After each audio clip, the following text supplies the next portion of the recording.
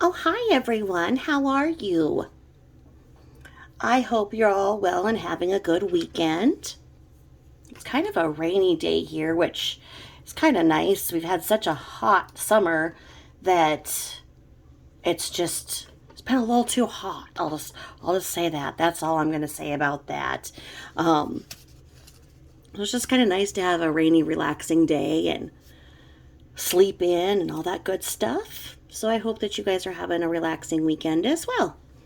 My videos, because I do everything just by my phone. I don't have a laptop. I don't have any editing software. Not that I would know what to do with it anyway. So my videos are mostly for something that I hope you can just listen to in the background. Like, maybe you're doing the laundry or, you know, I don't know, taking a walk, working out, whatever, or driving, and you can just kind of listen. If I put something in front that I refer to, I'll usually describe it. So you don't have to worry too much about if you just listen. So my listenable videos are here. Now, I am really behind in catching up with the comments, and I apologize. My reason is that for everybody who comments, I adore and appreciate the sub conversations that we have in the comments. That's my way of getting to know each of you and share how your insight and the way you feel about what I said weighs on what I said, and how I can kind of take that into consideration and say, hey, I didn't consider that, or maybe this person's viewpoint is coming from that, and I should think about that and how that would affect this. So I don't just run through and, heart everything. I really wait until I have that quality time to sit down and answer each one. And sometimes I can only get to one or two, but I really am trying to get to all of them. And so please know that if you put a comment there or a question, please know that you're important to me, and I want to give you quality time, and that's why it's not addressed yet, or I haven't interacted with you yet. Like I say, that's my way to getting to know each of you, and I truly value each of you. And I'm at 448 subscribers. I'm so happy. Thank you so much. Some of my videos do have 6,000 to 7,000 views, and so I'm kind of wondering if I have 6,500 haters, because how is there that many views to only that many subbies? And I know that from some of my most favorite creators, YouTube goes through, and I don't know how it happens, or maybe it's my fat fingers or whatever, but I unsubscribe or find that I'm unsubscribed from my favorite creators too. So if you could please like and subscribe, that would be great. And I'll make you a deal. How about when I hit 10,000, I'll show you a picture of of me and my husband getting married in the land of Bonita Barbie. How about that? Right? It's a reasonable goal, right? 10,000, I'll show you my wedding picture. How about that? Anyway, please like and subscribe. I am not a therapist. I am not a professor. I am nothing of the sort. I don't have a licensure of any type. I am not diagnosing anybody. I am making these videos purely because we owe it to Bella and CeCe to create a better world. And the only way we can create a better world is by exposing the truth for what it is. Bella and CeCe will never know justice. They won't know justice for whatever happened in that home.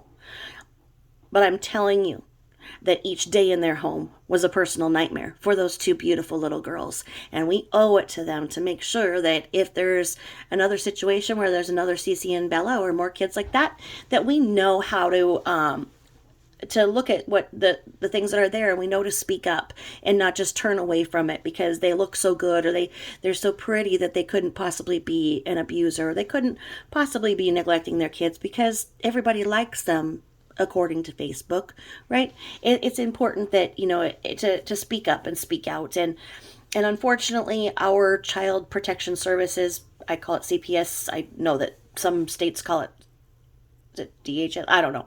But whatever your state has for child protection services is not always the best. And so sometimes you do have to kind of take things into your own hands. And if that means that you are a better friend to that person and you kind of relieve some of the stress that they have by coming over a couple hours a week or whatever and making sure that those kids are getting out to a park when you come over or whatever, if that's what you can do, that's how you've made a difference in the lives of those innocent little children like CeCe and Bella. And I don't think it's any coincidence that there are so many of us coming together right now as we approach the 4-year anniversary of the Angelversary of those two sweet little girls. The scales are coming off of our eyes. We, as a collective group, did not believe what mainstream media has shoved down our throats, you know? If you look at some of the YouTube channels, they have millions of subscribers. People are getting their news from YouTube creators. That is a huge, huge shift in our social, I guess our social justice system, because we're not finding out the truth by what mainstream media is telling us. They are afraid of saying this and afraid of saying that because they're afraid of getting sued and they're afraid of having to pay out a lawsuit. And they may know this person and they don't want to upset this person, or they have, for everything they want to say, it is cleaned up to the point of where there's no, the truth and the facts are lost in translation, essentially. Because, if they say this, they might upset this person, or they might upset that person, or this group, and then they won't get the sponsorship for this, and they won't get the commercial for that. Well, you know what? The truth is worth a whole lot more money, and that's why so many of us are coming up and saying, hey, we don't make a cent. Okay, we don't make a cent on any of this. We are doing this on our own time because it doesn't sit right to us that we were lied to about what really happened. There is no way, and we've proven that through the news reports that I have cited. Channel, was it WRAL, when they went out to North Carolina to show the connection between North Carolina and the Colorado murders, that they had people in SW's mother's beauty shop openly talking about how SW was, yes, indeed, pregnant with her third child, and yes, indeed, separating from CW. Okay? There was no question about it. They were openly talking about the separation. Now, whatever made her go back home and say, you're my plan B, because plan A of me going out to North Carolina and being with the man who impregnated me on my last MLM adventure didn't work out because he wants to stay married with his 2 kids. So, CW, you're my plan B, and I want you to know I'm real sorry about everything. So I'm going to write some I'm sorry notes. I'm going to give you a book to read about how you can be a better husband. And maybe if you behave enough, I will truly, truly forgive you. But for right now, I'm just going to say I'm sorry, and that's all I'm going to do, okay? So you have to accept my apology, okay? And I mean, that's how it went, because he had moved on. She went out there for 6 weeks, probably taking the $10,000 that he took out of his retirement, because that was her money to restart. He was talking about getting a 1-bedroom apartment. I think it was a 1-bedroom apartment. I may be wrong on that. Was he saying a 2 so he'd have the girls in the 1-bedroom? Well, he was talking about what he could basically afford, and he didn't think he could afford much. And NK was talking to him about what was practical and what he could afford.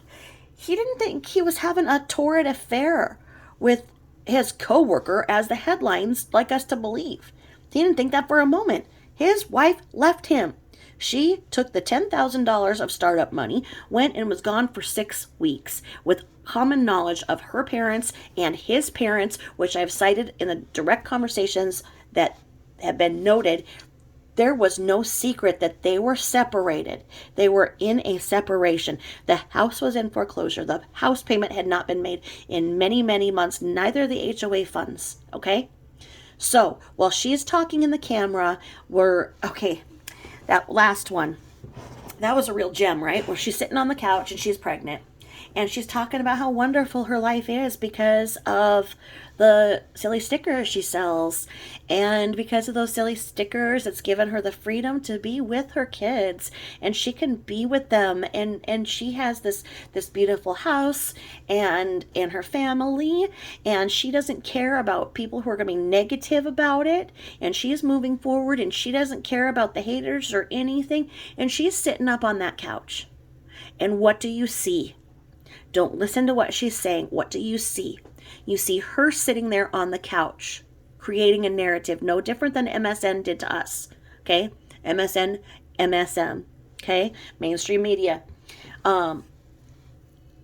What we see there is we see CW sitting on the floor. I think he was actually on the tile. I don't know if he wasn't allowed to be on the white carpet, sitting down or what.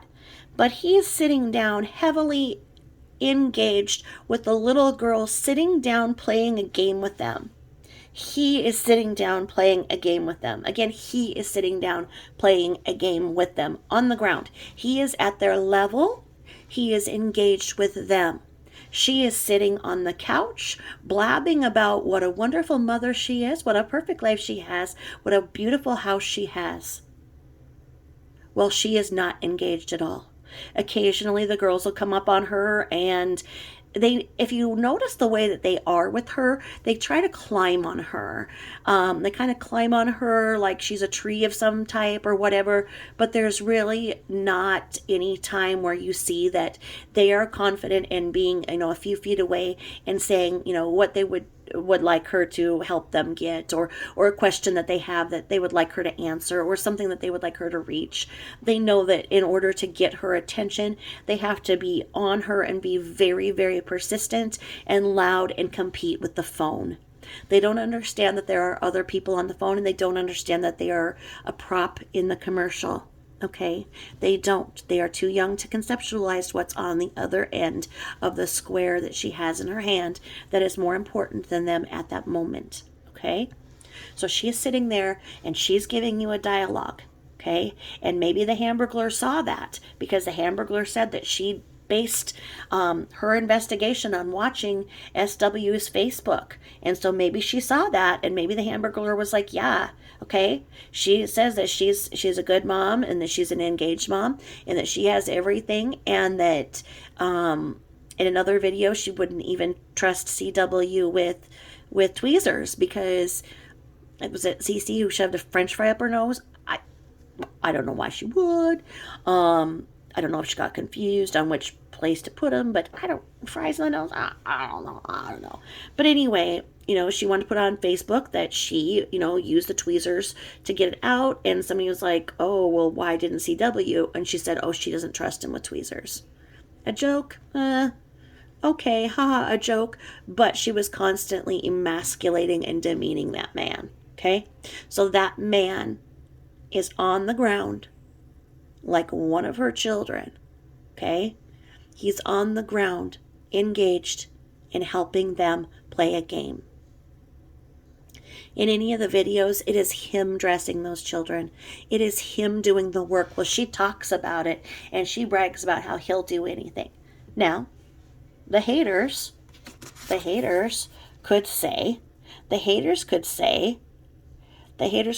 well, that's because she needed a break, because she is always doing it. So when she's filming, he does it.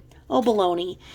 Dads cannot fake that. You can tell if a dad is heavily involved in taking care hands-on with a child and one that isn't, because it's definitely a work of love. Because when you first try and dress a baby, it's like putting a suit jacket on a noodle. You know what I mean? And so you can tell that he has been involved in taking care of those little girls from day one, and washing their clothes, and not drying them and everything. And like I say, he's on the ground. He's doing what she says she does. So you look at who's doing and who says what they're doing, who talks the talk and who walks the walk. And I'm telling you, he was a good father, okay? And that's not the kind of person who says, oh, I got a new girlfriend, so now I got to take the other ones out like trash. Yeah, I'll wait for them to come back. I'll wait for them to come back because they just went on just a mere vacation for 6 weeks. No. He gave her $10,000 to start over. She went to go and start a new life, much like the new life that she started in Colorado. Because how was she going to handle the humiliation of having her home repossessed in foreclosure? What was she going to say? What would people think about her self-purported success? Sure, she was a level this and she was a level that and she got the car allowance for that and all that. That's because she put CW's full paycheck into those ranks. She created her own downline.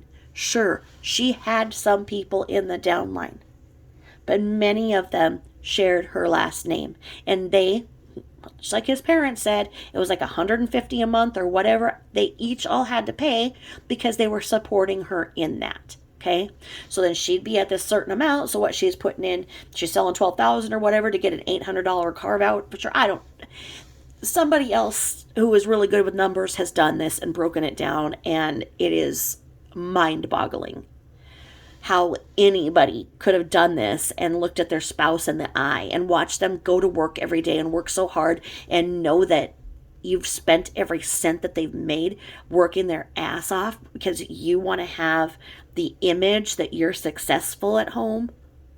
Really? How would you even look? How do you look into a camera and say that everything is wonderful and you're so successful and everybody should be like you? Okay? Those people need to come to me because I've got some oceanfront property in Arizona that I'd like to sell them.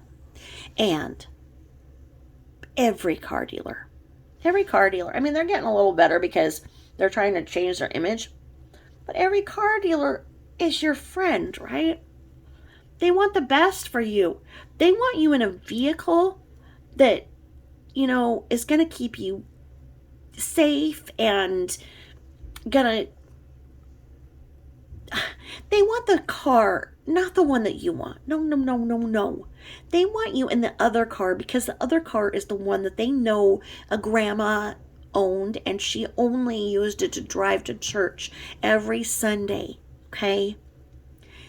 And that's why they want that car to be yours, not the one you want. The other one is much better suited to you because they said so, right? Just because she said so. She said that it was wonderful. She said everything was perfect.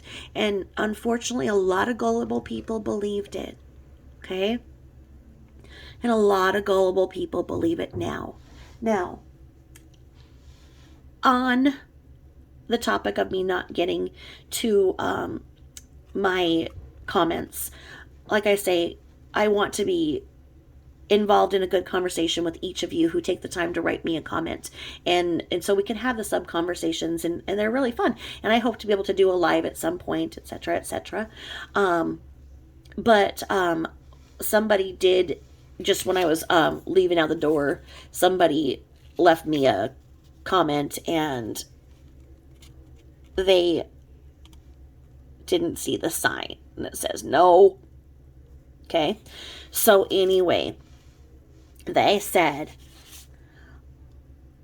lupus doesn't always attack an organ. I'm sick of you YouTube creators spreading misinformation about lupus. Something like that. And I was so disappointed that me blabbing for almost 2 hours, that is all this person got out of there. Because I did not say that every single time lupus is this way in every single person. No, I didn't, okay? Lupus is as different as every person's fingerprint is, okay? It is different, and I'm going to tell you why I said what I said. Because at the time, she was saying she was taking 28 different pills a day. If she was to the point in her lupus where she had to be taking 28 pills a day, then that would surely mean that the lupus was attacking one or more organs, and the drugs given were to stop the lupus from attacking its own body that it's in, okay? So I don't say absolutes on anything, and I really didn't like it that she said that. And so her name was like Guinea Pig Humper, and so I looked at Guinea Pig Humper's profile, and I'm going to tell you that the first thing that I saw was like a big playpen, like a child gate thing that is like a gate, but it doesn't have a bottom. The bottom was the carpet of the, I don't know if it was a house or, I don't know if it was a house or a mobile home. It looked kind of mobile home-ish with the way that the other one was, which is fine.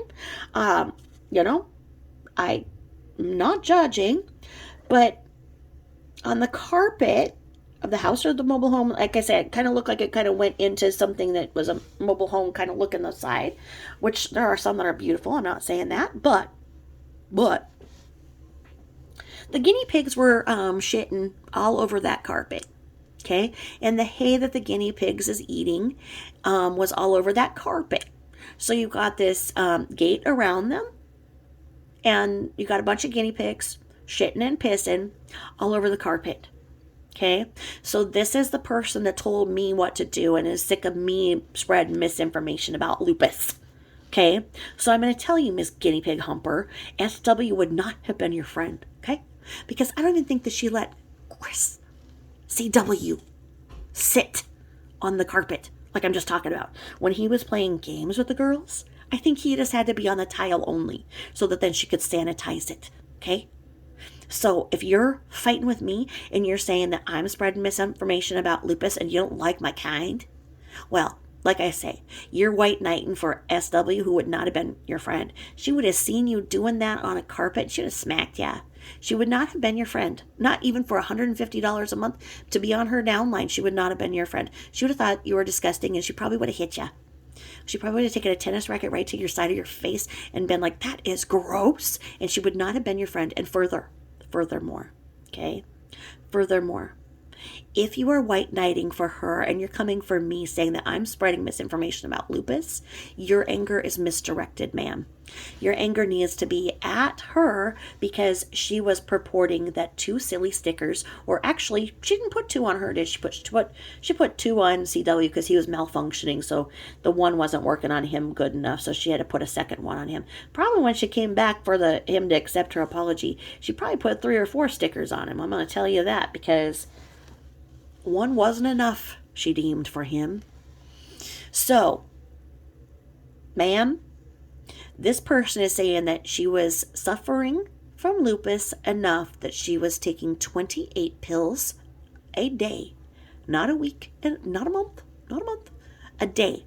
And once she started selling these silly stickers, she was able to slap one on, and she did not need the lupus medication anymore. In fact, it put the lupus in remission.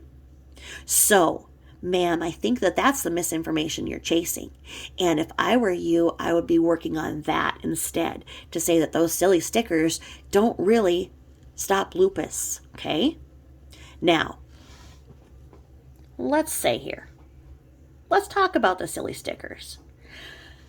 My personal viewpoint is that the silly stickers made vitamins in a very soluble form. So much so that you could put them on your arm, or back, or whatever. You could put it on your skin.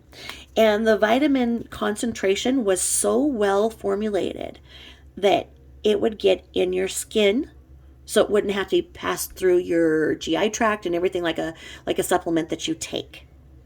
And there are many people like me. I have oh God, how do I say it? It's not chromosome. It's not a blood disorder. It's a gene mutation. It's the motherfucker one, the MTHFR one, where I don't absorb B vitamins or iron from anything unless it's methylated, so unless it's extremely broke down and soluble.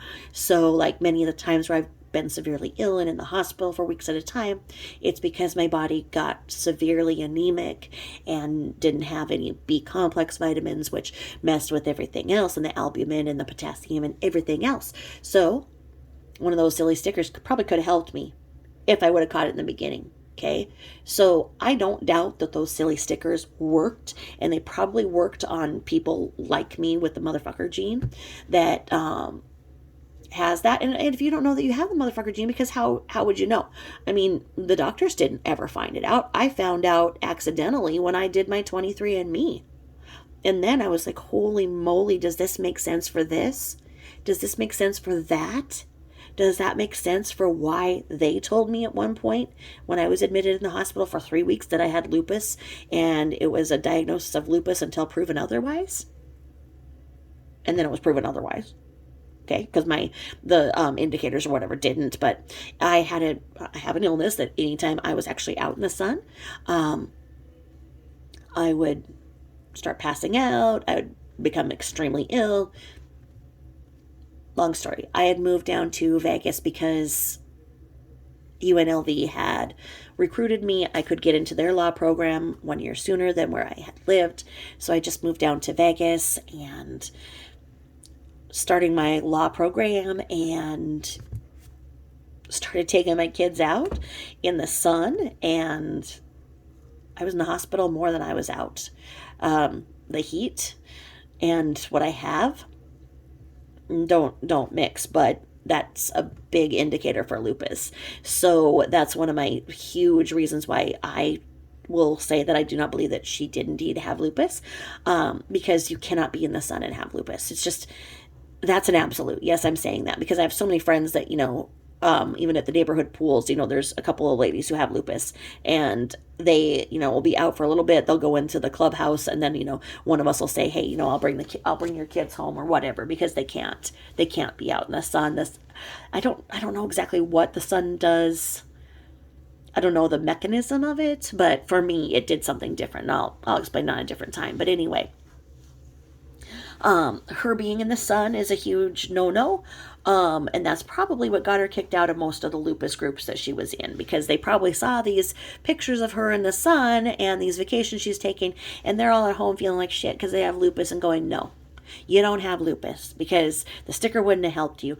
The sticker does probably help people who have vitamin and mineral deficiencies. I believe that it does. But there's other technology than the silly stickers. There's actually technology that's really cool, and essentially like getting an IV in a little ounce of water, and it's down into nanoparticles, and they actually have concentrated hydration. So each 5 milliliters of water, expands into 25 inside you. It's really cool technology that we're coming out, and you won't have to pay each month to have it and pay somebody so that somebody up there can have a lot more than you in a pyramid scheme. But anyway, so guinea pig humper, I want you to direct your cause.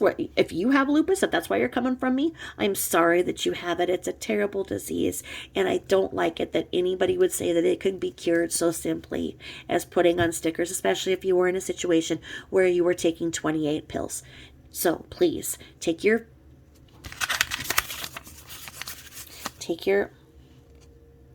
and get off my channel and go somewhere and spread your correct information in ways that it can't. Perhaps, not only making videos of the guinea pig shitting and pissing all over your carpet, maybe make a video about how your lupus affects you and how you thank SW for the awareness of lupus that she brought.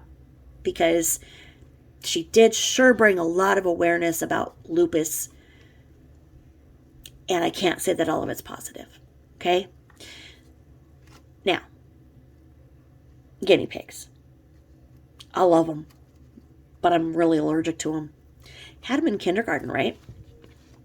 And back in the 70s, you could take the guinea pigs home. So everybody in the class got to have a weekend with the guinea pigs, right? So when it was my weekend, I was so excited. I had the carrots for them and everything. And Gosh dang it, if it didn't put me in the emergency room with an asthma attack. I'm so allergic to them. I would love them. And I might even have an area in my house where I'd let them shit and piss on the carpet if I loved them like that. No, I love them. I think they're really cute. But they make me sick. They made me very, very sick with my asthma and allergies. So it was not the weekend I thought it was going to be. And I was so sad. And in that brings up this other thing. And there was this kid in my class in kindergarten, and back in the the 70s, you had just half day kindergarten, but you got your milk, you'd take a little nap, and we'd all lay down, and then Mrs. Barber would come with her little wand and wake us up and give us each 3 little M&Ms and whatnot. Well, one time at band camp, we all had to pretend like we were asleep longer because this one kid named Scott, who had this really red hair and this really pale skin, and he was just a little off. He decided that during nap time, he wanted to put the guinea pigs down his pants. And I don't know why. I'm telling you, he was a weird kid. He just had that look, Even in kindergarten, he gave you the look, and there's no expression. I don't know what he thought the guinea pigs in his pants would do, but once they were in his pants, he couldn't get them back out, and he was screaming. It was a big crisis, and poor Mrs. Barber had to go and, go behind the big screen and pull his pants down and get the guinea pigs out. I don't know if the guinea pigs got counseling afterwards. I don't know. I don't know if that kid continued to put did he put animals in his pants at home? Was he trying to stuff even then? Did he see his dad put a potato in his pants and he was like, "Hey, I want to do that too. I want to stuff just like oh gosh, what's her name? Miley Cyrus's dad," because we all know that Billy Ray Cyrus put a potato in his pants, because there's no way that it was hanging like that. He put a potato in his pants. And so maybe this weird kid with a look like that, maybe he had a dad that looked like that too, is all pale with the red hair and just stares at you, stares into your soul, and puts animals in his pants. Because why would a kid in kindergarten think that it was the right thing to put the guinea pigs down his pants? I don't know. It's like, "Hey, you happy to see me, or is that a guinea pig in your pants?" Yeah, honestly. So anyway, like I say, there are so many of us standing up right now. You don't like my channel? There's a million others. There's a lot of good ones. Go to them. Because I'm going to tell you, a lot of us are standing up, and we are TWs. We are truth warriors, okay? We are the TWs, truth warriors on Watts Island. And we do not allow any TWATs on, okay? So, no TWATs on the island. Truth warriors. If you're just a TW, yes. Truth warrior, yes. Okay. So I love the Law and Crime Network. It has a little emblem just like the SVU, Law and Crime Network. They have the full Sarah Boone confession or interrogation or whatever you want to call it. I have mentioned the Sarah Boone case a few weeks ago, and some of you were interested and asked where you could find out more about that. The Law and Crime Network, I believe, gives the best and whole interview where she's sitting down, and Sarah Boone is a true bona fide psychopath. She is the one who decided to play hide and seek with her boyfriend instead of drinking all the time, but they were drinking, and she put him in a suitcase, and then she went upstairs, and either she passed out, fell asleep, whatever, but 12 hours later she came down and realized that he was dead purple and dead in the suitcase. When she got him out, he did make a groan, which scared her, and it scared her, and so she was like traumatized. So she called her ex-husband first to tell him that, you know what, he didn't get himself out of the suitcase that she put him in, and what should she do? And of course, the ex-husband was like, "Okay, you psycho, thank God I divorced you, crazy ass, call 911. So she called 911 to go and tell on him for not getting himself out of the suitcase that she zipped him into, and said, because he was crying wolf. Like, he was like, Sarah, Sarah. Oh, here's my side effect for that one. The suitcase. Because she filmed it, right? She had a little SW in her and she thought she'd film everything. So here's the suitcase, right? Let's see.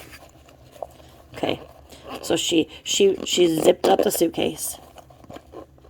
There you are playing hide and seek. Isn't that funny? Oh, yeah, it's funny.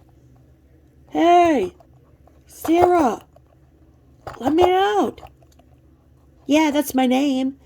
Don't wear it out. Sarah, help. I can't get out. And she's like, you know what? How do you feel in that suitcase? You feel the way that I feel when you cheat on me, huh? Kind of suffocating, isn't it? Huh? And he's like, Sarah, I'm not kidding. Get me out. And at some point, even he was able to flip it. But that was it. He suffocated and died in that. And what a horrible way to die. I'm telling you, in that other true crime case, where the guys put the beautiful girl in a garbage can. And I think when it's suffocated, like, isn't that called like being burked? It's like burked. I think when you're in a position where your knees are up and you can't breathe. I think it's burked. I'll have to look that up. But yeah, so Sarah Boone's trial will be coming up. She's had to fire several lawyers. She doesn't understand the misunderstanding of why they put her in jail, put handcuffs on her, anything like this. This is a misunderstanding, and she's not going to drink again. Okay? I mean, this woman has no conscience. None. So, the Law and Crime Network has her full thing. Now, if you guys haven't ever found Christina Randall, her last name Randall, she's amazing. She was once in prison herself. She had problems as a kid, where she was just kind of targeted by the police, I believe. But she did, I think she spent 5 years in a Florida prison, and she came out, and she's so beautiful and insightful. And I think she has over 1 million subscribers, but she's doing the story now. So Christina Randall is doing the Sarah Boone case, and I think that Sarah Boone's trial will be coming up in the next couple of weeks is what I heard. So she'll probably cover some of that. So please, if you go to Law and Crime Network or you go to Christina Randall's, please let them know that the little channel Tabitha Jane sent me here. And as I say, our truth warriors that I just love that we are all just on the same page about. Please go like and share and subscribe to Neeks Peaks, True Crime Design, Mia, Bonita Barbie, Hot Ham Radio, What's the Obsession, A Curious Rose, and J for Justice. J for Justice, it does amazing work too. Really incredible. And they have a podcast as well. And I like their presentation on did SW have lupus or not? Okay, this is for you, guinea pig humper, if you want to see if you could see a little bit more about why it's suspect that she didn't have lupus. I'm not talented. I don't know how to do anything. I'm old. I don't know how to do anything with computers. I am just able to do what I do. So I'm sorry that I don't have all the bells and whistles and editing, that mine is a listening channel. But I was able to, in the top comment, I was able to paste the link that goes right to the J for Justice video on the lupus. So it should be like right there under my last video that I did in the first comment, and I pinned it. So that's there. And yeah. True Crime Design is also another one that does really, really good work. Just amazing. So we're all together and we're all finding out the truth. And it's no coincidence because it's been 4 years. It is long enough. The truth, it needs to come out. So let's get to it, folks. Thank you for listening to this point. If you have, remember to like and subscribe. And remember that I'm doing this for educational and entertainment purposes only. I would like to think that I have the constitutional right to freedom of speech. But some people don't like that anymore, that we have that. Anyway, let's see here. One of the things that I wanted to touch on that I don't feel that I put in clear enough and I want to amend is the significance of the oil having lead in it. So where I did the video, if you haven't listened to that one, I think I did a good job on that one, explaining about the oil that SW was selling when she was talking about putting oil on her little Bella's belly, and Bella said, I want the oil. So cute. She's, God, that girl was cute. Oh, she was so cute. I pointed out, and that's why Gary stepped away finally, because they found that there was high contents of lead in the oils. And with that, lead poisoning can cause mental health issues. So these people who are purporting that oil, they can, especially children, start to have mental effects. And so I just wanted to read a little excerpt, if you'll let me, on... Okay, we're going to go here. We're going to go to this textbook, folks. Understanding Mental Disorders Due to Medical Conditions or Substance Abuse. What every therapist should know, by Ghazi Assad, MD. And let's see here there we go. This is a really cool book. Anybody who is... It's older, yes, but I find great value in some of the older ones because they really talk about some of the same testing that we use. And what edition are we in? We are in volume 3. Okay, so if we go over here, like, look at here. This is why I'm batshit crazy. Even vitamin B12 deficiency can cause depression, psychosis, delirium, and dementia. There you go. There you go, T. Watts. That's what you can say is wrong with me because I even admitted it. But anyway, we're going to go over here to page 129. We're going to talk about the psychiatric manifestations of exposure to toxic substances and pharmacological agents. Okay? So, I'm talking about lead specifically. In the oils, as I've talked about, Gary was not a real doctor. If you go into some of the teachings about the oils, he really wants you to ingest the oils and have your family ingest the oils, because then that way he believed that the oils would get into your soul. And when the oil was truly into your soul, then you could begin getting the true manifestation of the curing of the oils, and it would give you a higher level of thinking. Now, in that, somewhere there are people who have taken that and have shown that that is against what we believe as Christians, and indeed it does open a portal to satanic thinking. So as I've told you, check out that little rabbit hole if you want. But there's also another MLM right now that sold jewelry, cute jewelry, right, for $5, and it purported that it did not have lead or nickel, which is great. I'm seriously allergic to nickel.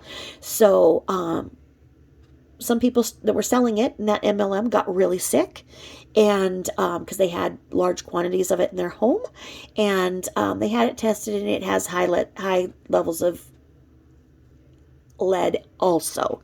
So those people have lead poisoning. They are getting together a class action lawsuit. I would urge any of you who have used that jewelry and have had a reaction to that jewelry to start looking for the class action as well.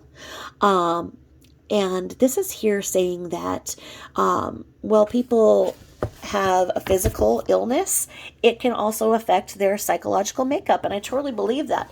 Now, if you're a child and you're being given large amounts of substances that have lead in them, then let's look at this. You can get lead poisoning.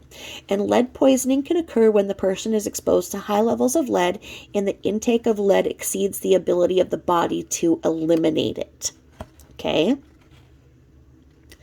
Lead can contaminate drinking water while passing through lead pipes and can also contaminate food kept for a long time in lead-containing pots. Most common cases of lead poisoning occur in children due to the ingestion of lead-based paint on toys and furniture and from old houses. Okay? Now, children are usually susceptible to acute lead poisoning, which may commence in the form of encephalopathy.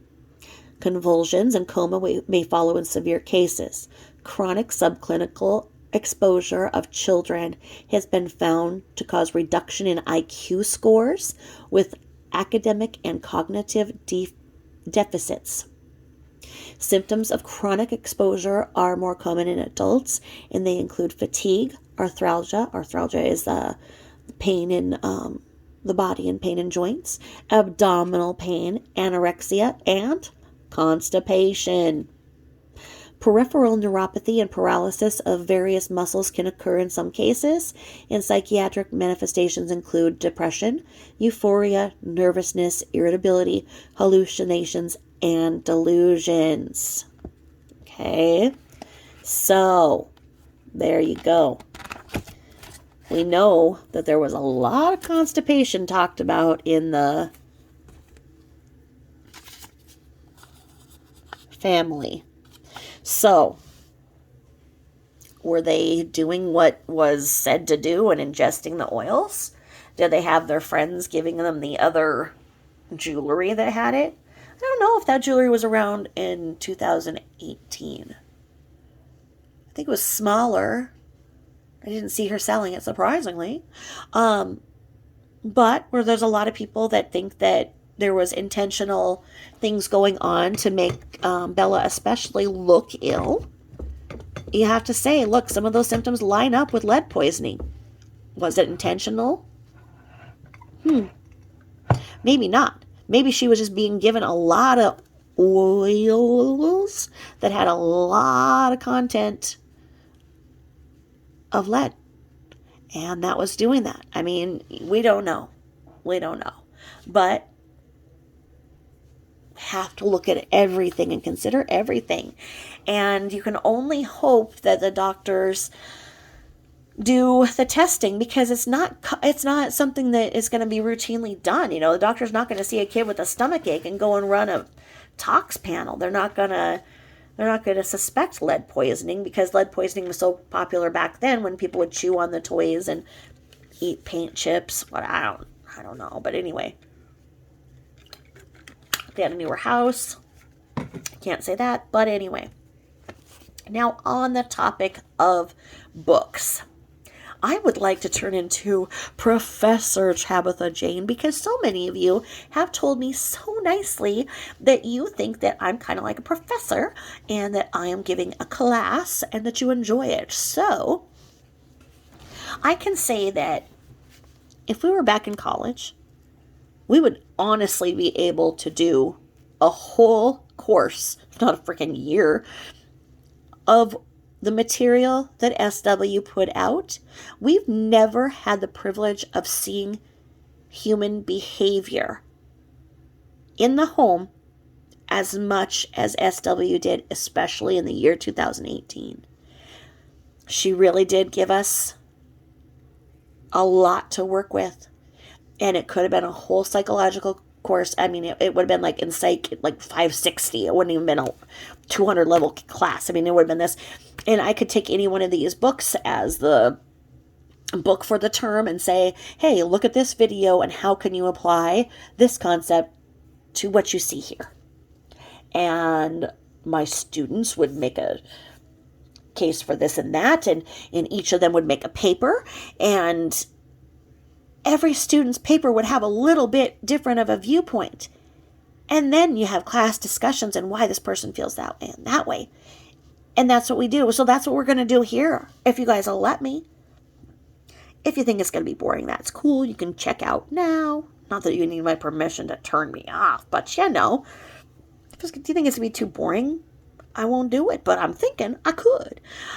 So anyway, right now, A Curious Rose is reading from the book Blood and Marriage.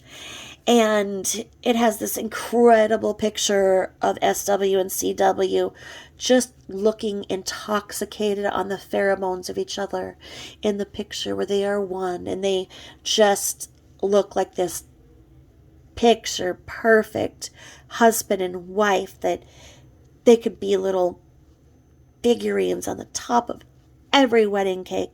They looked incredible, beautiful, and peaceful. And so you say, what went wrong? Did he know before he married her that this would go so wrong? That he would voluntarily pick prison every day rather than live in the hell that was his home? What makes him content behind bars in prison? What was going on so badly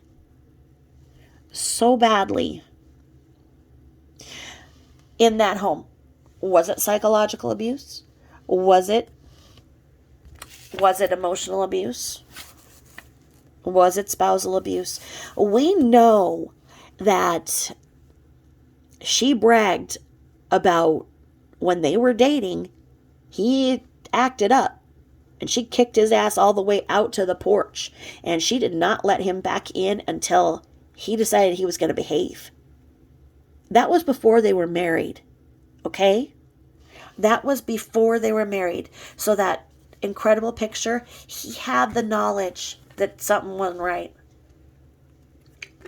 But now I collect people. I have had to stop myself because I collect weirdos, and like I see people as projects, and I'd like to fix them and give them all kinds of stuff and let them stay with me, and I've really had to stop it because my husband doesn't appreciate my people collecting. But anyway, I'm like the perfect like codependent, like I'm talking like NK. I'm saying like too many times. What's wrong with me? Maybe I got it. Maybe it's contagious. But I really like to help people, and I think it's so easy, and I think, why can't they just do this? I mean, like, if I just tell them that this is weird and that they need to stop it, then they'll stop it, right? Why wouldn't they? Why wouldn't they just stop? And I think that so many people look at SW and they just see her, and they see her as vulnerable, and they see her as wanting to fit in, and they see that she saw something that she could fit in, and they believe that she wanted to help people. But my God, people, wake up. That is the oldest MLM hook, line, and sinker, is that you're helping people. In fact, MLMs say, if you do not offer your friend the opportunity to help others like you are, what kind of friend are you? What makes you not think your friend is good enough to be rising up with you? Don't you want to help others? You know, these people are out there not feeling good, and you see all these testimonies of these people, just like SW, that were taking 28 pills a day and living in bed and all this, and they put the stickers on. And that'd be great if she wasn't making money on it, okay? She wasn't. She was using CW's salary to buy her rank and keep her downline. That's why there was all that product there. MLMs are this generation's gambling problem, because it's a high when you get a sale, and when you pay in and you buy your rank and you buy your product, you're chasing the dragon. You're chasing and chasing, because you're like, oh yeah, I'm just going to get this, and by this time next week, I'm going to have sold it all. It's going to be quadrupled, and my husband won't even know that I used all of his money. But you're chasing the dragon, and the dragon flies off. You're chasing, you never make it back. So you think, you know what, okay, I'm going to go big, I'm going to put in even more, and then I can get even more, and I'm going to work from sun up to sundown, and I'm going to do this, and I'm going to go to this next convention, and I'm going to do this, and I'm going to make friends with every nurse that I can find, because every nurse that I can find knows every patient, and if I can get all these nurses to sell this, then all of those nurses will be paying my car payment, and I won't be paying it at all, because they'll be my downline. If I make friends with only healthcare workers and I tell them that I'm a nurse too, even though I'm not actually a nurse, but they don't need to know, then they will accept me because I'm vulnerable, right? That was her line of thinking, not in so many words. She felt comfortable around nurses because she got information from them, and she wanted them to sell because that was the ultimate gold mine for her. People who aren't feeling good want to feel better. And if it's as easy as slapping a sticker on and paying $150 a month for that sticker, sure, why not? So what if it goes upwards and upwards and other people are making money and you're not making anything and you're paying $150 for a month for these stickers, but then you have to get the because the stickers don't work without the food. So then you have to pay for the smoothies and everything. And soon you're paying $450 a month just so that you can feel better and all this. And you're having all these people telling you that you feel better, don't you? You look better. Wow, you're so much better. Why don't you come on this vacation with us? And you don't want to tell them that, you actually don't feel better, because you do feel better, because you've got people who are giving you positive affirmations. And that's sometimes all that somebody needs, is somebody else encouraging them. And it gives them life and energy. And maybe that's what CW thought when he thought that he could fix her. Maybe he thought that he came from this amazing, loving family that loved him and didn't judge him ever and supported him, and he could bring her in and she would be loved too. And sometimes she really wanted to be loved by CW's mom. And sometimes, as we've seen, SW can get very vulnerable, and you can really feel like she would be your BFF, right? And so sometimes she got really, really close to CW's mom and let her guard down, and she told CW's mom some things that she regretted that she said. And so then she had to go and make CW's mom look crazy, because she knew that CW's mom could ruin her in a nanosecond with the information that she told her when she was vulnerable. Maybe she was vulnerable after a few drinks of wine and confided. I don't know, but whatever it is, she rejected it. So let's talk about this. This is a really cool book. This is How to Cope with an Addictive Person Living on the Border of Disorder. Okay? It is written by Cherry Boone O'Neill and Dan O'Neill. In fact, Cherry and Dan were, for all intents and purposes, in the position that SW and CW were. Okay? So, the addictive person is SW. She's got an addictive personality. I believe that she came from a long line of people who had addictions. She is quoted by that teacher as saying that she did not feel that she was loved. She felt that her parents preferred her brother over her, and that her father was an alcoholic. Those are her own words. Okay? Some believe that she was a functioning alcoholic or a closet alcoholic as well. Okay? So either way, she's vulnerable, and she's got an addictive personality. She was addicted to MLM and addicted to selling. She was chasing the dragon. She thought that she could buy something for $5, turn it around for $15, and that she'd be on top of things, and she'd be able to afford those vacations and afford that lifestyle that she wanted. Okay? But she couldn't. And she got behind. Like what happens when you gamble and you're on the border of disorder. Okay, so let's see what edition this is here. This was, gosh, all of the good psychological books are printed in from Minnesota. Okay. So people see SW and they're like, I want to be her friend. I would have been her best friend. I would have helped her. No. It takes a village. As much as your intentions are good, and as much as my intentions are good, when I want to collect and save people, it takes a lot of people, okay? It takes a lot of people, and they have to be very consistent. So we're going to go to the beginning here. Life on the border. So Dan here is going to talk about when he was getting ready to marry Cherry. And I think that CW could have felt like that in that picture where they look so perfect. Dan and Cherry look the same way, but this is what was really going on, and they've shared this with us.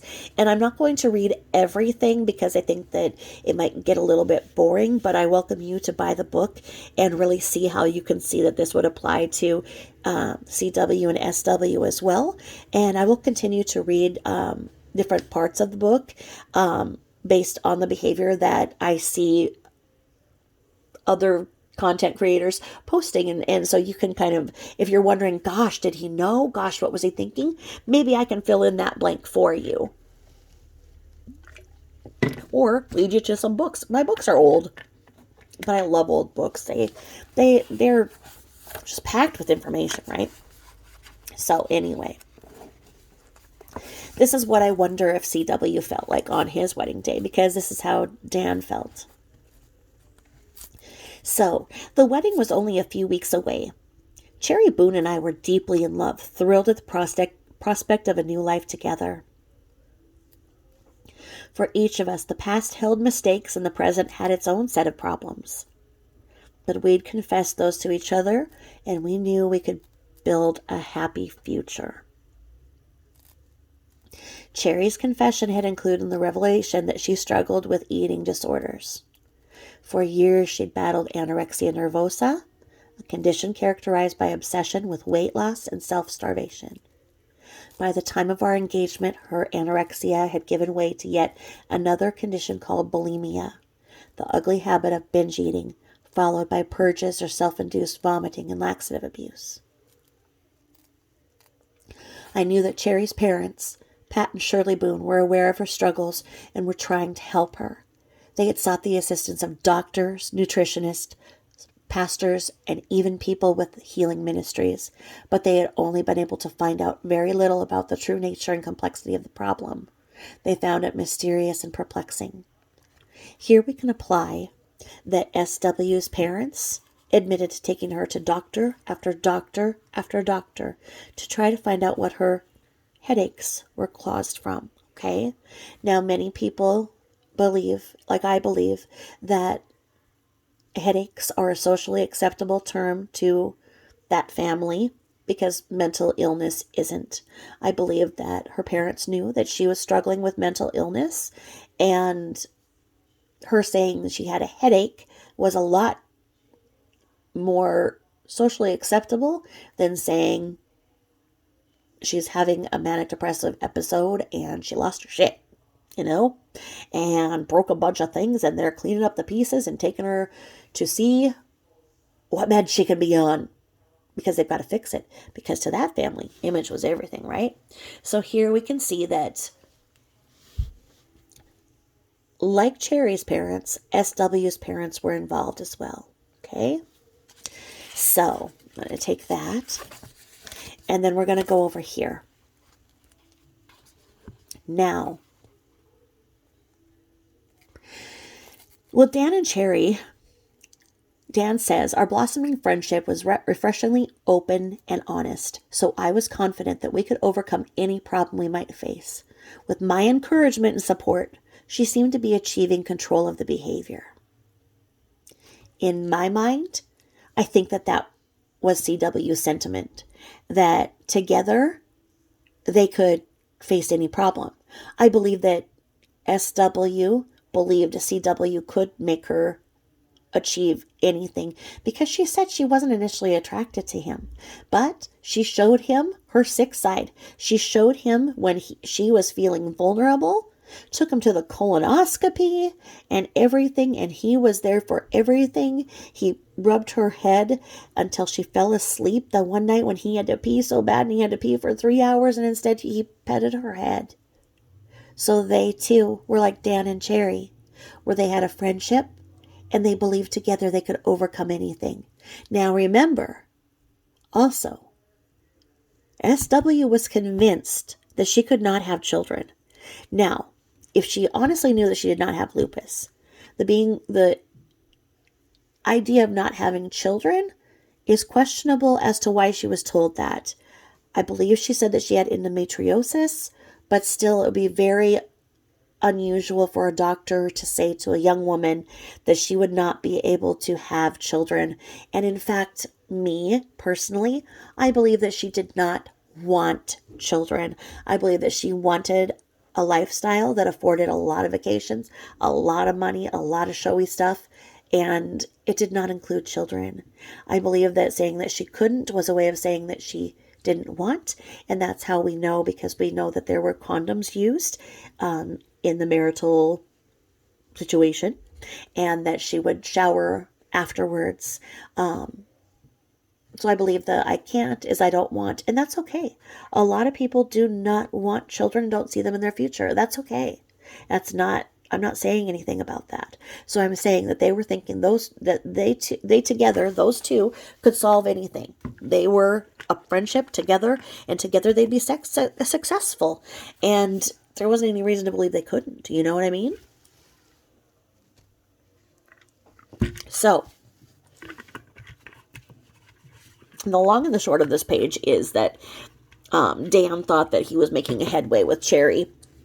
And he was like, okay, I just brought you home from dinner. You promise you're going to go straight to bed. You're going to promise that you're not going to throw this up and everything you promised. And she's like, yes, I promise. Yes, I promise.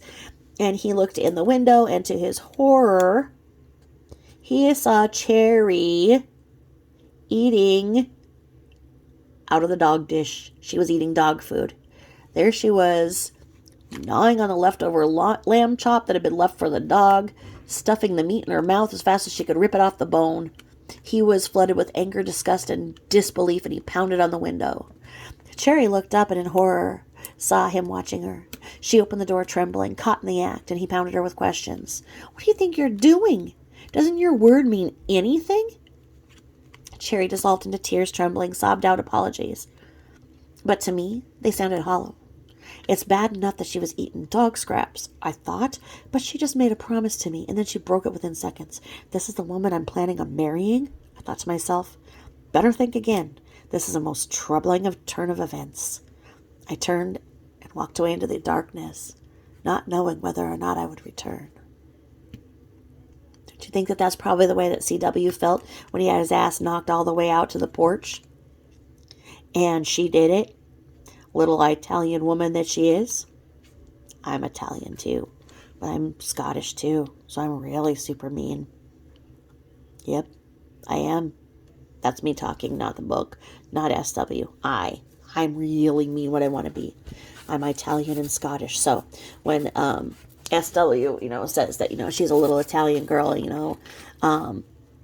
it makes me laugh because I understand that, and I understand how that could happen.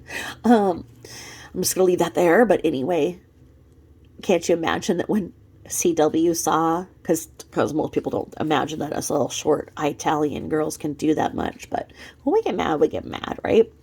So anyway, she knocked his ass all the way out to the porch, and he couldn't come out until he was better. So can't you imagine that he was like, oh my, I'm gonna marry this. I'm going to marry this. I'm going to marry this. And she's going to knock my teeth out one of these nights. What am I going to do? And of course, she'd probably apologize, because I doubt that it was a one-time thing. And he probably saw that she was into a lot of things that he thought he could fix. And then she'd break her promise and promise not to do it again, because that's what addicts do. Whether they're addicted to religion, cigarettes, weed, opioids, alcohol, gambling, MLMs. Your addictive personality is an addict, and they're addicted to things, and they do them even though you talk with them and you think you have them on the right course. They do it. You catch them in the act and they apologize. And that's how I really believe that CW is feeling as the days became closer and closer to his wedding. Now, Cherry says, when Dan left my house that night, I was devastated. Never before had I, and never since have I felt the depths of depression and despair I experienced in the following days. After watching Dan walk away from me, possibly forever. For all I knew, I collapsed into a heap, moaning and in tears. I felt shock and shame. I knew I'd promised Dan I would resist the urge to eat, but like so many times before, I couldn't seem to stop it. I wanted to be free of my binging and purging, and I hated myself whenever I gave in and did it. So why couldn't I control myself? The full weight of my actions suddenly came crashing down on me, and I felt alienated from Dan and disillusioned with myself. I grieved for what seemed to be the death of our relationship, the death of my honor, of my self-respect, the death of hope. Everything looked bleak, and I felt trapped in a nightmare, in an inner twilight zone where nothing made sense. Okay. I believe that SW could have written that herself. I believe that there was something going on, because when she would talk about how she would go down to a size 0 and lose 50 pounds in 2 weeks and then back up to this, and she was this size and she was that size, referring to it all as her lupus, and when she was getting her lupus diagnosed, I believe that there was something going on with her eating. We've all noticed that the girls were exceptionally hungry and thirsty, and it seemed like there was a big issue of control over whatever and everything. So the girls never had enough to eat, enough to drink. There was no food in sight. There was not the happiness that usually is around when kids are in the kitchen. I believe that part of the headaches that SW had were related to some of this, because of her need to control. I believe that she had some issues with her eating, and I don't know if it went to this level or not, of anorexia and bulimia, but whatever it was, whether it was making herself sick, her stress taking over, her stress and control taking over to when she would have an episode, many things, whatever it was. At the end of J for Justice's presentation on Did SW Have Lupus, there's a video of SW, and it makes you just want to cry and go and find her and hug her, and you know that you can't. It shows a very vulnerable SW, and I believe that CW was seeing that very vulnerable SW, and in that he knew that he could fix her. He was a good man. He was a good provider. He went to work every day. He was a good man, and he was going to be a good friend and a good husband to her, and he was going to help her overcome the things that plagued her. But he couldn't have. He couldn't have done it by himself. Nobody can. You can't help an addict until they want to help themselves. So, ultimately, as they went on, Cherry was able to overcome her destructive behaviors with the help of a loving, caring network of people that surrounded them. Okay? So that's what they're saying. And this is where CW couldn't have done it alone. None of us could have done it alone. When we see that vulnerable SW, and we're like, oh God, my heart breaks for her. No matter how we feel about her behavior and how she treated others and her children, you see that she sometimes is a very scared and vulnerable little girl who didn't feel loved and wanted to be accepted no matter what. Well, that's how she could have been helped. She could have been helped with the help of a loving, caring network of people surrounding her. What she had wasn't enough. She had an ongoing caravan of people coming and going in her life. They didn't stay around, and they're not talking now. Something was happening, okay? Something was where other people tried to get in and help her, and they couldn't. It takes a village. It takes a consistent pattern of behavior from a network of people that surround them. All of the people, her parents, his parents, her friends, all would have had to be together. And what they were allowing and what they weren't allowing as her behavior was destructive towards the girls. The problem is that his parents and her parents were being used. As SW was the actual narcissist, she was using a technique called triangulation. So I'll talk about that on a different day. I'm going to write that. Triangulation. So oftentimes, like if you've seen if you used to see those old shows called Intervention, where all of the people would go and say they want to help the person. Well, what would happen after that is invariably the addict would go to the enabler. Okay? And no matter what just happened in that intervention where everybody was there, the enabler would still give to the addict no matter what. And the enabler, more often than not, was the cause of the person ending up 6 foot under. Okay? Enablers cause deaths. Enabling does nothing to help the addict at all. Okay? So, she was pitting one side against the other. She was making, when one side didn't tell her what she wanted to hear, she went to the other side and cut those people out. And that's what that running circle of visitors and house guests were. They were people who wanted to help her, and they got burned the fuck out and they left. Okay? Indeed, I believe half the time SW was starving for attention. That's another one of Cherry's best-selling books, Starving for Attention. It's mainly, it's for people who need help with compulsive disorders. Cherry's a good author. Okay? So anyway, if SW would have had the loving, caring network of people who surrounded them that were consistent and didn't let her bullshit go and made her stop all of the MLM bullshit, they could have gotten back on track with the house and not whatnot. But it was already over. That marriage was based on enabling. The marriage was based on her using him. I mean, honestly, in her last marriage, she was in marital counseling. She admits that, right? And she's the problem in this marriage. She's the catalyst. She's got a problem. And until she worked on her problems and her parents didn't enable it, and now her parents want to be paid for it. I mean, honest to God. But anyway, as Cherry says, nevertheless, they went down a few blind alleys on the way to healing. They went down a few blind alleys on the way to healing. Many of them stemmed from her confidence that, this is Dan talking. I apologize. I'm going to start over. Nevertheless, we went down a few blind alleys in the way to healing. Many of them stemmed from my confidence that I could help Cherry find a simple, direct way to help her disorder. I tried a number of approaches, and some of them even seemed to work temporarily. But in the end, none of them provided her with lasting success. Can't you imagine CW saying that? Now, the man doesn't talk. We all know that. He's not articulate. He cannot articulate what I am, what you are, what we all are saying. He was her perfect servant.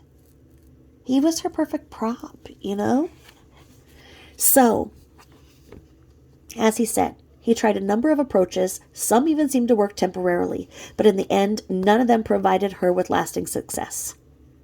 Okay? Dan says, first, I listened patiently and supportively when she finally confessed her problem to me. I prayed with her and reassured her that she would find victory in her struggle. Victory in her struggle. I like that. I encouraged Cherry to stop striving to accomplish so much, to concentrate on being instead of on doing. And this approach was all good in itself, but it only helped her briefly. Second, I stressed the importance of our shared faith. I listed spiritual insights I thought would make a positive difference in her life, a kind of formula for success. Okay? Now we know that SW's family is from the Catholic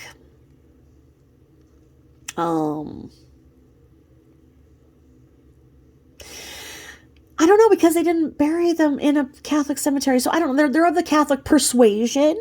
And a lot of things that go with Catholicism is using guilt. And I believe that at times her family guilted her and shamed her. And so I don't see that faith and spirit in religion was something that SW and CW would have seen eye to eye on.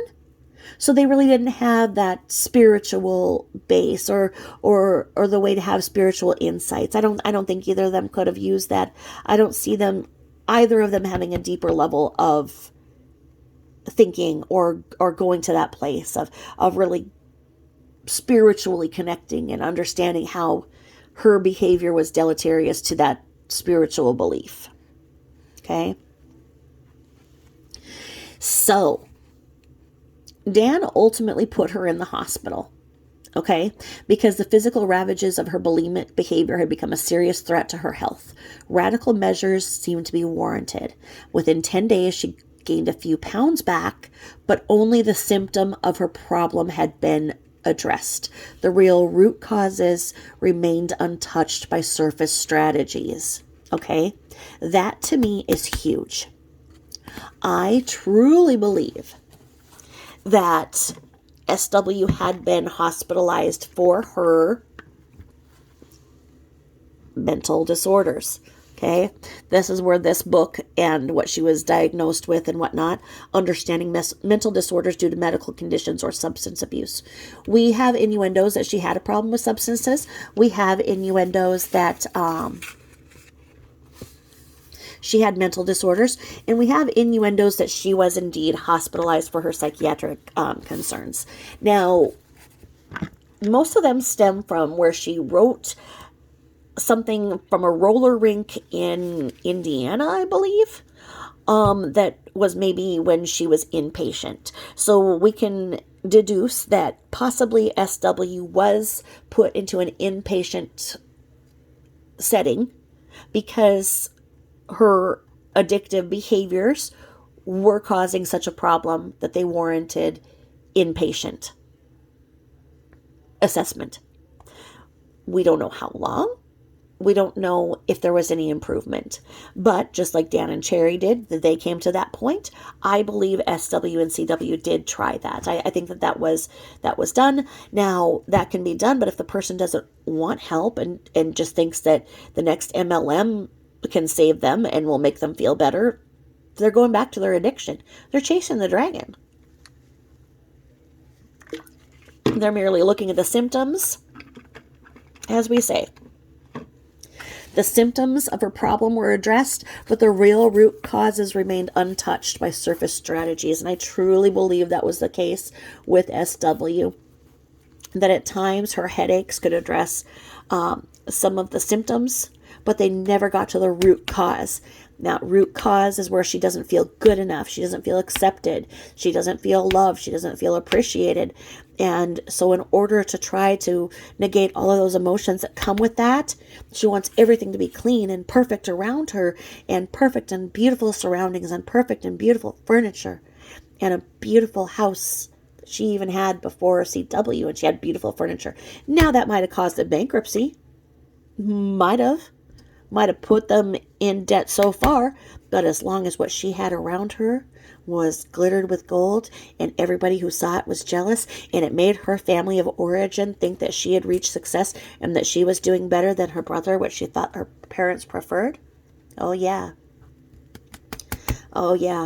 there was root causes, and until those root causes were explored, taken out, teased out, they would remain untouched by surface strategies, as Dan and Cherry, the authors of Living on the Border of Disorder, have mentioned in the struggles that they share with us. Okay? So Dan goes on to say, of course, I meant well. I wanted Cherry to be healthy, happy, and free of her problem. But I was mistaken in thinking that it was somehow within my power to fix things for her. It was only when we found a psychotherapist who exposed the roots of her compulsion that she was able to make genuine, lasting progress towards recovery. Oh, that's good. That's some good stuff. That is so deep. I want to repeat it. It was only when we found a psychotherapist to expose the roots of her compulsion that she was able to make genuine, lasting progress towards recovery. Oh, that's good. If we say that she was inpatient psych, okay, and she wanted to get out, she said everything was fine, she wanted to probably get out of there because it's probably dirty as hell, and she probably didn't like sharing a shower with anybody else, was grossed out about it, she couldn't control the environment, so she probably was like, okay, I'll take my meds now, I won't have any more headaches, let me come home now. And she got home, things were probably great for a while, and CW meant well, he thought he could fix her, and things might have looked good. But they needed the help of a psychotherapist who could get in and do the dirty work. And as we know, she said that her last experience in marital counseling wasn't good. She didn't like it, okay? Can we deduce that that therapist said, your problems are deeper, SW. You have a problem stemming from the root of your family of origin, and you have intergenerational trauma that we need to get into and break apart and see how you can stop it in your generation. Because if you do have children, even though you don't want or think you can't, you want to be able to stop that abuse in this generation, and you want to work towards healing yourself. You owe it to yourself. Well, that might have scared SW right out of there. She would have called her mommy, and mommy would have said, fire that psychotherapist. Get a divorce. Come home. Maybe. But she didn't go home, did she? She took the money. She was may or may not have been embezzling.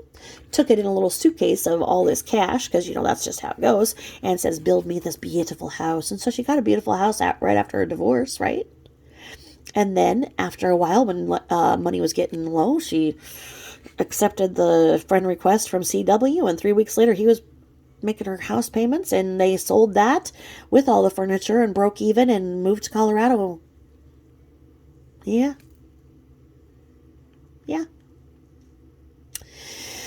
Anyway, Dan says the road to wholeness was tough, and it was just as difficult for the people around Cherry as it was for Cherry herself.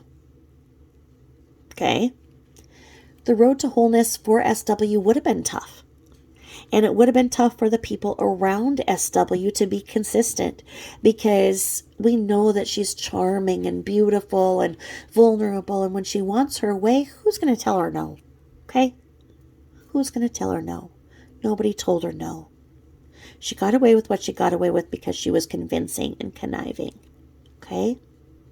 So, this is Dan speaking. When I recall the dog dish story, I remember all too well how confused and angry I felt that night. In the following months, I discovered that living on the border of someone else's disorder can be frightening and frustrating. Mistrust, misunderstanding, resentment, and fear all take their toll on us when someone we love seems committed to a path of self-destruction. Okay? That is what CW could say himself if he was able to properly emote.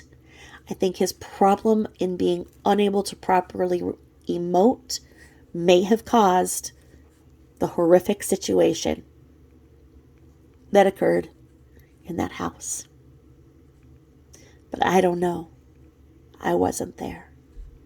Either way, CW is living near the epicenter. Millions of people are struggling in their own private hell, trapped in circumstances very similar to Dan and Cherry's. This book is for them. You're a border person if someone you care deeply for is caught in a number of bondages. Okay? They list alcoholism, drug abuse, bulimia, anorexia, overeating, sexual addiction, manic depression, pornography, compulsive gambling, compulsive stealing or lying, and other obsessive compulsive behaviors. Okay? Now, let's say we know that SW reportedly had OCD. Her neighbors cited that. They said that her OCD might have finally driven him over the edge, right? We know that her physical manifestations of stress caused her somatic symptoms. So because she was so stressed out, she caused the symptoms that mimicked lupus, that mimicked other diseases. Her stress was real because her stress stemmed from her overspending, her gambling everything on her MLM addiction that she could buy in and get back, that she herself would be at the top of that pyramid, and the pyramid below her was all the people that she helped, right? Well, we also know that image was everything for SW. She was absolutely addicted to the image that the MLM purported. If you look back at some of those things that they had at the time that she would have seen that were about getting rich quick, that there was vacations, there was flashy cars, there were conventions, there were people dressed to the nines, just, alcohol-free flowing food being served on platters to you. Absolutely incredible, living that high life. Do you know what that didn't include? Kids. Nowhere in those commercials where they're showing what kind of car you can get, and it can only be a certain luxury car because only certain luxurious cars, and you can come down to this dealership and you can even take a test drive to see what kind of a car you're going to get because the company that you work for wants you to have that. They're going to give you a bonus each month to pay that. So what, you put $12,000 in and you get an $800 check for that car? What a deal. Yeah, CW is living near the epicenter. Okay, the epicenter of an absolute earthquake, because CW was a border person. He deeply cared for SW, who was caught in any number of the bondages, and these bondages included probably a lot from this list here: purported alcoholism, maybe drug abuse. There's the unexplained Percocet. The bulimia and anorexia could explain a lot about her changing her weight so fast that she claims that she had just from the pretend lupus. A lot of people say that she had a sexual addiction. She talked about how often she liked to paddle the pink canoe.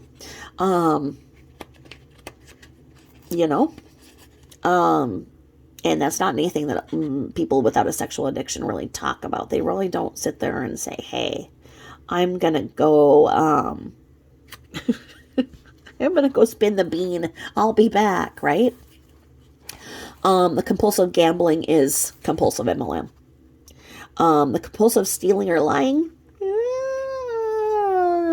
embezzlement, and obsessive compulsive behavior. So anyway, these destructive habits can be summed up under the term impulse control disorders.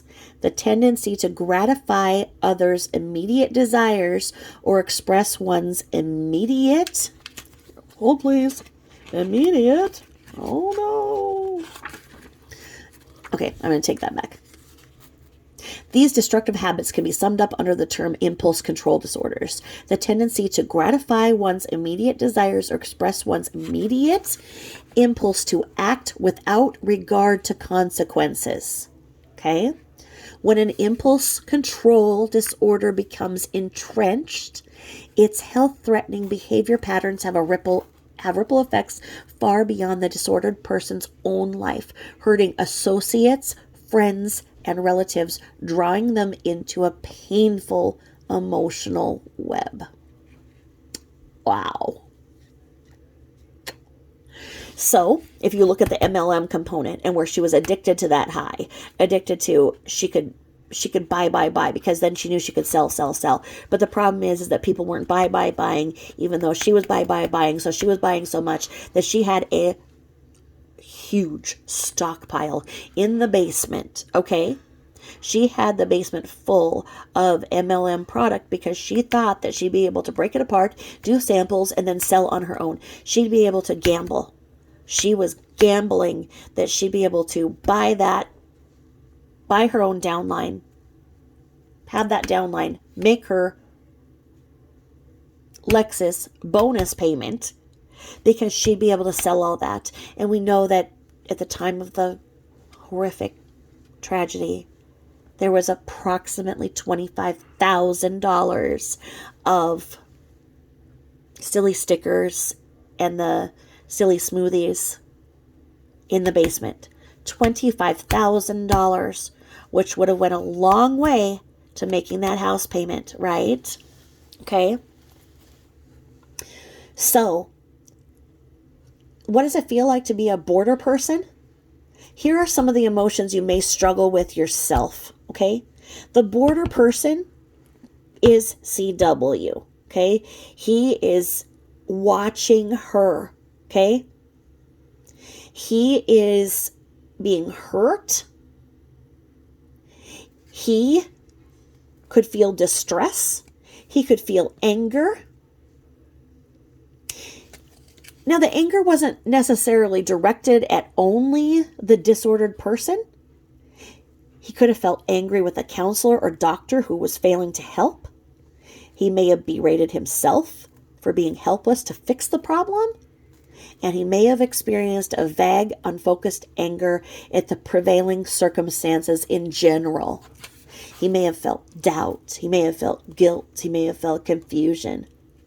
And overall, emotional exhaustion. As he wrestled for months or years with confusion, doubt, fear, and anger, he grew weary. He could have felt perpetually tired and distracted. His job performance could have suffered because his thoughts repeatedly went to her. You know? Oh. Well, ultimately, it led to mistrust. Okay? Mistrust. Mistrust is perhaps the most damaging effect of a disorder on border people, in the way that it undermines the trust in the disordered person. She has lied to him repeatedly to cover up her habit. Every shred of credibility is gone. So he could have felt compelled to spy or snare her in a lie or challenge the truthfulness of any statement she makes. Okay? Now, what would have happened if CW would have challenged anything she said? If he would have challenged anything she said, he'd have been knocked back out onto the porch. Okay? So not surprisingly, under the crushing weight of all of those negative feelings, the disordered person's relationships with those nearby are often fractured or irretrievably broken. Marriages dissolve, families fragment, friends are lost, and even professional helpers may become alienated. And the disorder itself only grows worse as the people who can contribute the most to healing grow disillusioned and distant. Okay? We're talking about how CW felt. Honestly, all of those emotions, the frustration of every day he goes to work, works hard, and doesn't get to see $1 of it. He wakes up, gets the girls ready, drives them to daycare, works hard all day in the heat, picks up the girls, washes them, takes their temperature rectally, locks them in their room, wakes up for it all to be gone again.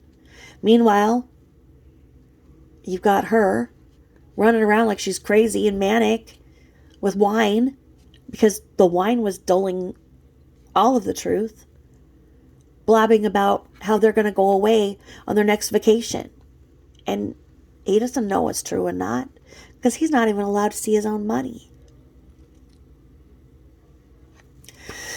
Oh, It's a desperate picture. And I think a desperate, horrible, horrible thing happened. Okay? So people who must cope with a disordered loved one are often unaware of just how common their circumstances are. Obsessive compulsive behaviors may seem so bizarre that if you've never encountered them before, you may mistakenly assume that your situation is unique. And if you haven't yet disclosed the problem to anyone else, you may feel isolated and imprisoned by it. How ironic. How freaking ironic that he felt imprisoned by it. I bet you he did. And now he is in prison. He felt imprisoned by all of those emotions crushing him every day and watching them begin to crush the little girls. And he couldn't see them be hurt. It hurt him more to see them be hurt than it hurt him. But he was hurting. He couldn't even think straight because he couldn't properly emote. Now, what was happening? Well, this was happening, and he was probably confronting her all the time. She was getting more and more cocky. We saw it.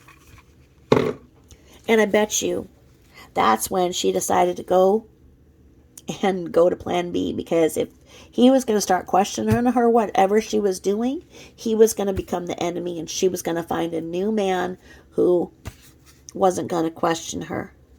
And if she went with a new man that lived in the same city as her parents, even though they were a blended family, she could get her parents to basically raise the children.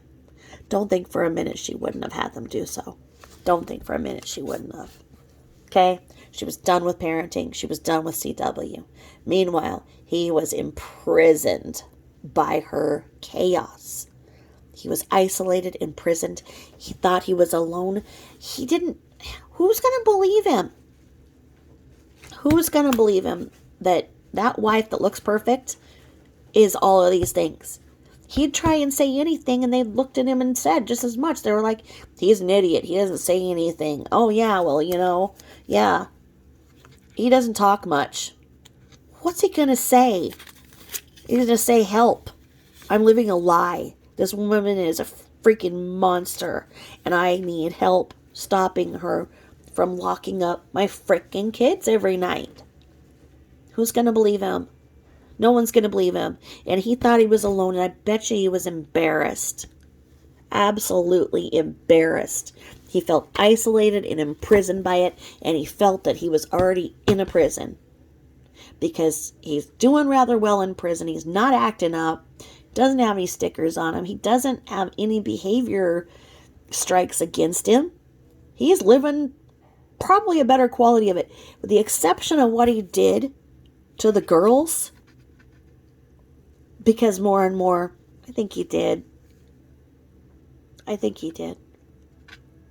But look at this.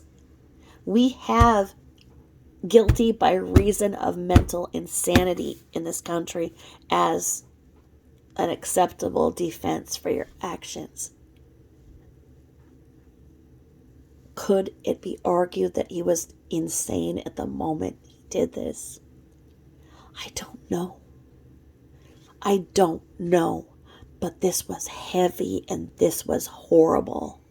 And when he had a break from it for 6 weeks, he got to live with somebody who appreciated him and treated him like a man, and he got a break from all of this toxicity and all of this MLM bullshit. He loved it. It was euphoric.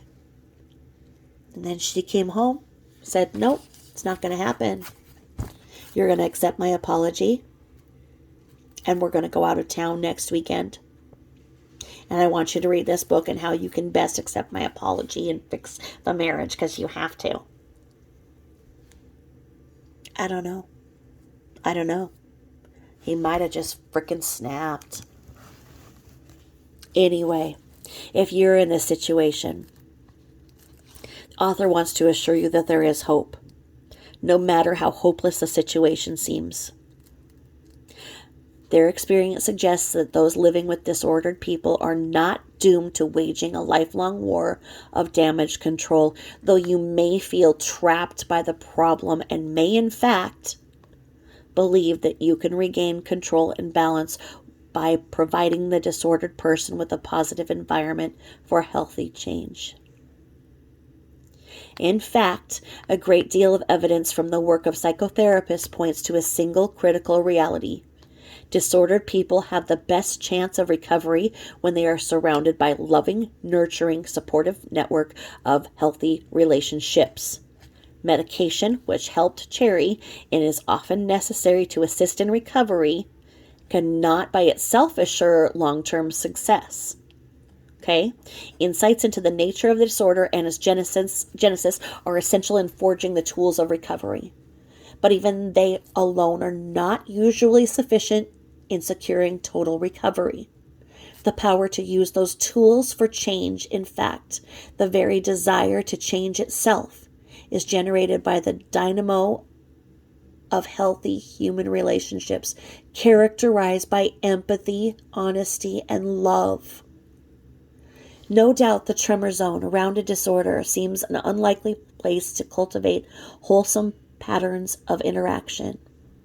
Our natural, learned impulses are to react to the disordered person with judgment, accusation, rejection, and attempts to manipulate, control, or punish. We may commit ourselves to helping and then, when we discover our efforts are futile, succumb to anger or despair or even back away.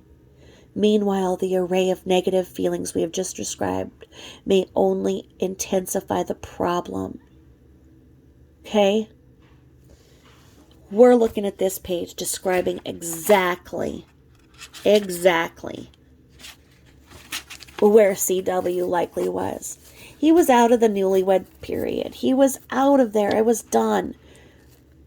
Had problems before the marriage, but gosh, I'm sure she said that once they get the marriage done with and all of the stress of what his family had put her through, she'd be fine and it'd be fine and everything would work, and he would see his family as the ones who basically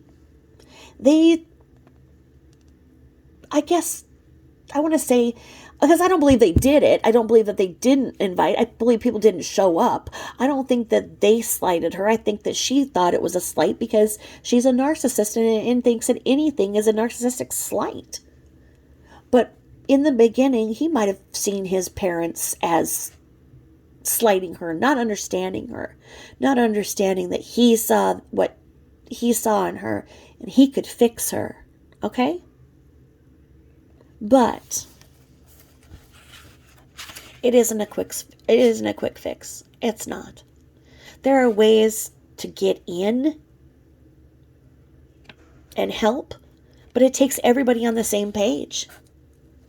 So Dr. Vath says, the whole problem of trying to extend absolute control over another member of the human race is that, ultimately, it's quite impossible.